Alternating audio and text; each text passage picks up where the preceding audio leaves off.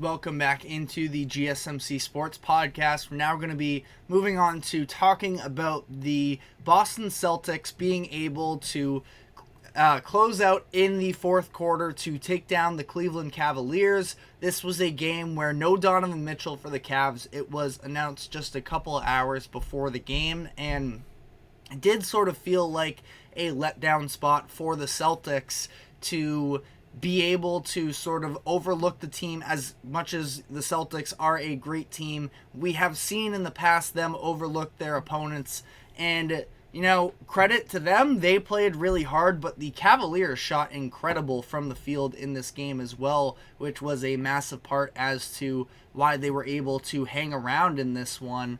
Their three-point shooting went cold in the second half, which was definitely sort of the biggest reason as to why they weren't able to close this out. They were 11 of 25 from three in the first half. The Cavaliers were, that is, and then in the second half, they were just 4 of 23. So definitely a drastic fall off, and yet they were able to sort of keep themselves alive in this one.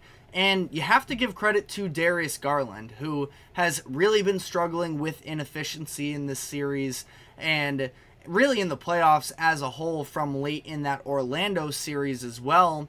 And it does sort of bake into this conversation about the fit of him next to Donovan Mitchell. Now, before I get ahead of myself in that aspect, it wasn't the perfect game for Garland. He was scoreless in the first quarter, and ultimately he did come alive to help keep the Cavaliers in this game, but still struggling from three. He was 12 of 27 from the field, 4 of 13 from three, but he was much better in the later portion of this game, that you do have to feel at least somewhat encouraged. That, again, I don't want to necessarily keep hitting on this whole conversation of, is Donovan Mitchell going to be a Cavalier long term, but just a little bit of comfort that if you are a Cavaliers fan and you are concerned about Donovan Mitchell leaving, I do feel like that would open the doors a little bit more for Darius Garland returning to the version of himself that we've seen in the past. So, again, it stinks that it hasn't necessarily fully worked out, but at the same time, they do still have pieces to build around moving forward here. But for the Celtics here, like I said, they definitely made it harder than they had to in this game. The three-point shooting in the first half was definitely a factor in this, and they continued to just chuck threes as the game went on, but they still, it seemed like, have this big issue, and it shouldn't hurt them in this series. I've talked about it in the past, but it is the absence of Kristaps Porzingis, where I'm not saying that it is, the number one issue. I mean, it kind of is the number one issue as I sort of talk this out on the fly here, but I love Al Horford. I myself am a Celtics fan, so Al has been one of the most impactful players from a maturity standpoint, a leadership standpoint, and even has had massive moments in recent playoff runs. But it's clear that the age is definitely a factor with him, and we saw that Joe Mazzulla tried to, after playing him 38 minutes in Game 3 and seeing how that sort of played out for his production, tried to scale it back a little bit. A lot of Luke Cornett minutes in this game, which he wasn't bad necessarily. Again, I'm not the biggest Cornett fan, but I thought that this was a direct result of the fact that Al was struggling in Game 3, and even still, it didn't really make all that much of an impact in this game, where he is now 0 for 10 from 3 in these past couple games. Had a couple big rebounds in the fourth quarter there, so that was good to see, but it just seems like he is so exhausted right now, and this is somebody who wasn't playing back-to-backs during the regular season. He was coming off of the bench. I just feel like at the 37-year-old age, again, he's going to be turning 38 very shortly in a couple weeks here, the beginning of June.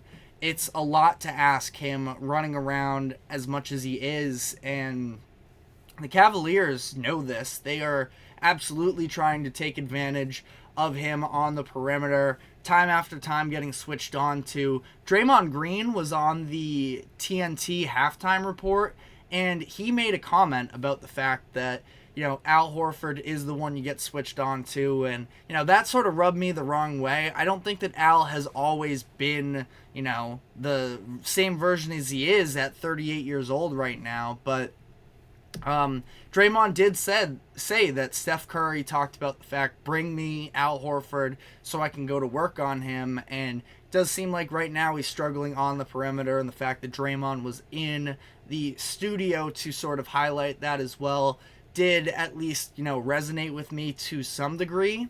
And ultimately here for the Celtics, it's this weird thing where you expect that they should blow a team out every single game. But because of that, there is still a question of, can the Celtics win games close? And last night, it wasn't the prettiest thing in the world necessarily, but they were able to. This was, I believe, the first time the Celtics have won a game this postseason by less than 13 points. Every game that they've won, they've dominated for the most part. And again, there are still some shot selection things when it comes to the Celtics. There was a Jaylen Brown with time left on the clock pulling up in that mid-range, and he ended up kicking out his legs to get an offensive foul. That was sort of immediately visible that was going to be, I think they initially called it a defensive foul, and then it was a very easy review for the referees to reverse that and make it offensive. But, with Brown, with Tatum and all these fallbacks, and I mean, Tatum was feeling himself from that mid-range sort of fadeaway shot. But at the same time, it's like these, specifically the shots where he tries to pull up from three over Evan Mobley. I do not understand the logic behind it whatsoever, and Mobley is probably just a defensive assignment that you want to stay away from as much as possible, but to then try and shoot over him with his wingspan, I just feel like it is a pretty ridiculous take.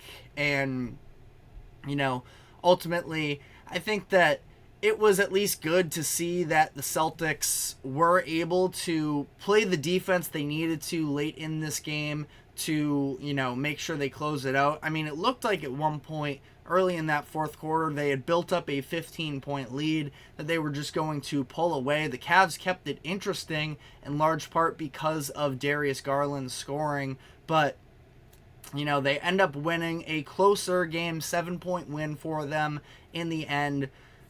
Weird Derek White minutes right now where you couldn't have expected him to, be the level of scorer that he was through the entire playoffs. During the Miami Heat series, he seemed like he couldn't miss from three, and now it's really catching up with him. Last night, just 5 points, 1 of 6 from the field. He's still playing solid team ball, but there were a couple times, too, where he got beat off the dribble around the perimeter. And the Celtics do seem to definitely be allowing a lot of opportunities in the paint. Now, Kristaps Porzingis, it's not like he's your prototypical, paint beast, but at the same time, he provides a level of defense and being able to protect the rim that the Celtics definitely need. And then on the other end, again, I talked about this before, Al is taking these threes, but it's the fact that Evan Mobley isn't even respecting the perimeter shot. He's leaving him wide open, and instead he is helping to protect the paint on the other end. So that's being taken away a little bit from the Celtics. So I think that the talent disparity, especially for however long this Donovan Mitchell injury lasts, again, it was a calf strain, at least what it's being reported as, happened in the last couple minutes of Game 3, supposedly. If he comes back, I mean, ultimately, I think that this series is just about over.